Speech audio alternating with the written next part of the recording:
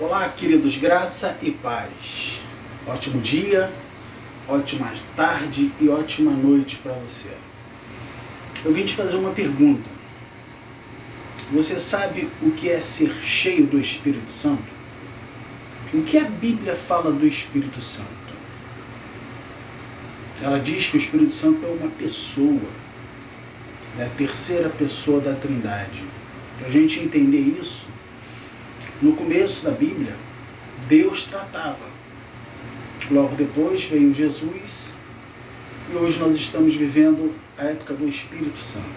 Mas, Alessandro, o Espírito Santo apareceu só em Atos, no derramamento do Espírito Santo? Não, o Espírito Santo ele está desde o princípio da Bíblia. No primeiro capítulo, no primeiro versículo. Pairava sobre a fonte, o Espírito de Deus pairava sobre a fonte das águas. Porque não pode haver conversão sem convencimento do Espírito Santo. Eu queria entender como Abraão diz que tinha fé em Deus, se pelo Espírito ele não for convencido. Lembra que Jesus disse, antes que Abraão existisse, eu sou. Aí você pensa, Jesus é Jesus e Deus é Deus?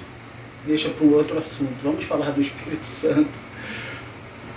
Atos 7, nós vamos falar, Atos 6 e 7, vamos falar do diácono Estevão.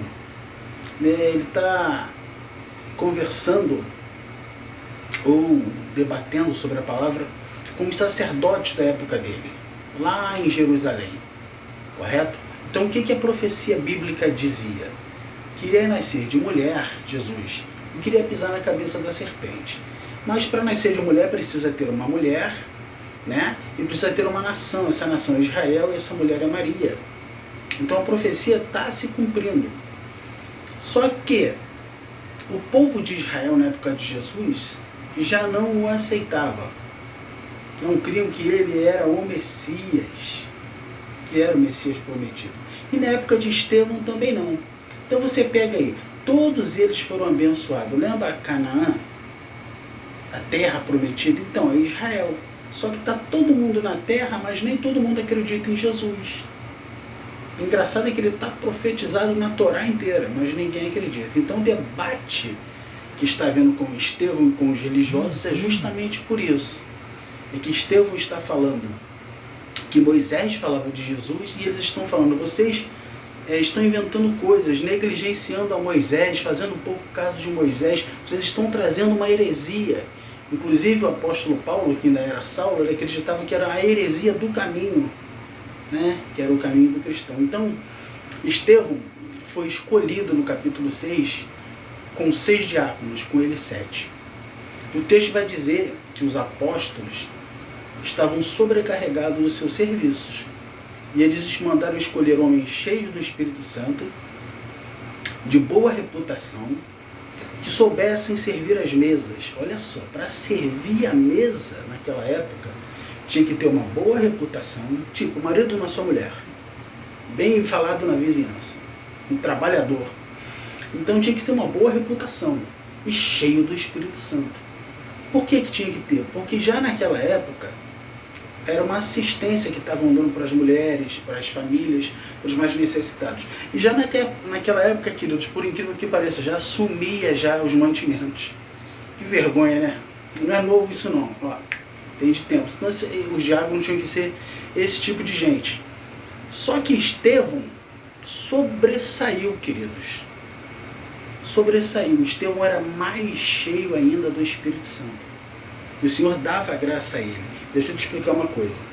Deus ele te salva de graça. Encher-se do Espírito Santo é uma ordem dele, aí depende de mim. O Espírito Santo eu já tenho. Mas eu tenho condições de me encher dele. Aí depende de mim. Como? Leitura bíblica e oração. Aí você se enche do Espírito Santo. Amém, queridos? É uma opção minha, mas é uma ordem dele. Enchei-vos do Espírito. Ele manda encher.